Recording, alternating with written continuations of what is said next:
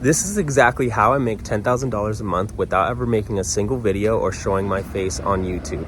So first, you're gonna pick an affiliate product that you're gonna build your entire channel around. Second, you're gonna use ChatGPT to come up with 30 different video titles for the product that you're gonna promote. Step 3, you're gonna then ask ChatGPT to write you a 10-minute script per video. Doesn't have to be 10 minutes, but anywhere from 5 to 10. Step 4, you're gonna go over to 11labs and take that written script and then input it, copy and paste it into 11labs, and it's gonna spit out a voiceover. I recommend using the paid version because it gives you so many more options, and it just runs a lot smoother and it sounds more real.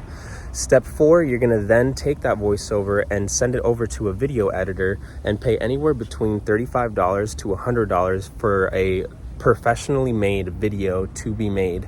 And then you're gonna post that video. Finally, the step 5, you're gonna post that video onto YouTube with the affiliate link. And the purpose is to funnel traffic all to that video that has your affiliate link on it in order to make sales. And that is how I make $10,000 a month on YouTube, as close to under 2 minutes as I can. Bye-bye.